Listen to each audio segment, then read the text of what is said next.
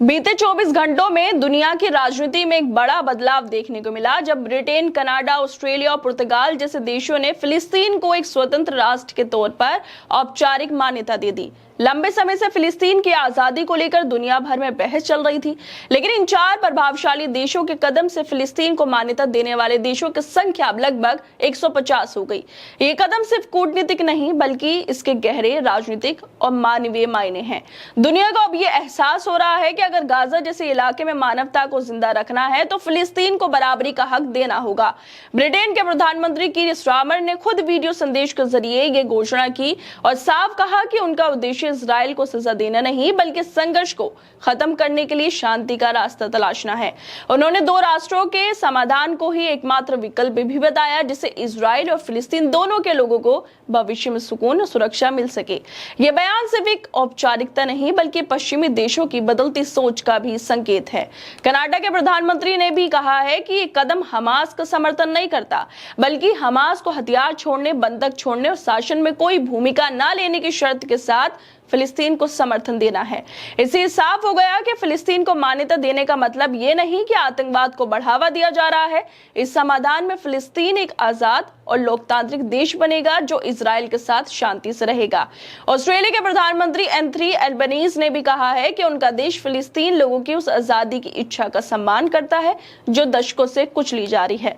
उन्होंने कहा कि 2 राष्ट्र समाधान के लिए ये एक जरूरी कदम है। उनका यह बयान बताता है कि अब वैश्विक दृष्टिकोण में बदलाव आ रहा है और गाजा में हो रही बर्बादी को अनदेखा नहीं किया जा सकता। इन सब के बीच अमेरिका अब भी अपने पुराने रुख पर कायम है। उसने फिलिस्तीन को मान्यता देने से इनकार कर दिया और कहा है कि इजराइल की सुरक्षा उसकी प्राथमिकता है। सवाल यह है कि अमेरिका को गाजा में जो मलबों के ढेर में लोग मिटते जा रहे हैं, क्या वो नहीं दिखते? क्या नेतन्याहू की सेना जो वहां पर नरसंहार कर रही है, तस्वीरें आ रही हैं, उनकी आंखों तक नहीं पहुंचती?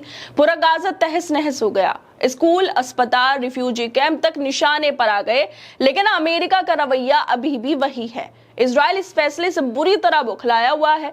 उसने इन देशों पर आतंकवाद को इनाम देने का आरोप लगाया। नेतन्याहू ने यह भी कहा कि जॉर्डन नदी के पश्चिम में फिलिस्तीन जैसा कोई देश कभी नहीं बनेगा। अब सवाल उठता है कि क्या दुनिया को नेतन्याहू की जिद के आगे हमेशा झुकना पड़ेगा? क्या 21वीं सदी में भी एक पूरी आबादी को उनके वाजिब अधिकारों से वंचित रखा जाएगा? जब दुनिया की ताकतें फिलिस्तीन की स्वतंत्रता को मान्यता देने लगी हैं, तो क्या ये वक्त अमेरिका और उसके जैसे देश क्यों इजराइल के साथ खड़े हैं? क्या उन्हें ये नहीं समझ आता कि अब सिर्फ इजराइल का समर्थन करना इंसानियत के खिलाफ खड़े होना जैसा है? गाजा में जो कुछ हो रहा है वो किसी युद्ध से कहीं ज्यादा एक तरफा तबाही है और दुनिया का सबसे ताकतवर देश अमेरिका इसे चुपचाप देख रहा है, बल्कि चुप ही नहीं, इजराइल का खुला समर्थन कर रहा है। बार बार संयुक्त राष्ट्र में सीज फायर के लिए प्रस्ताव लाए जाते हैं। दुनिया भर के देश गाजा में हो रही बर्बरता पर चिंता जताते हैं, लेकिन जब भी बात निर्णायक मोड़ पर पहुंचती है, अमेरिका वीटो का हथियार निकाल लेता है। क्या अमेरिका को वो बच्चे नहीं दिखते जो मलबे के नीचे दबे हैं? क्या उससे वो मां नहीं दिखती जो भूख से बिलखते अपने बच्चे की लाश को चूम रही है? अस्पताल, स्कूल, मस्जिदें, पानी के टैंकर, एम्बुलेंस, सब कुछ बमबारी में उड़ा दिया गया। गाजा के लोगों के पास ना पीने का पानी है, ना दवाइयां हैं, ना खाना है, ना बिजली है। लोग भूख से, बीमारियों से और बमों से एक साथ मर रहे हैं।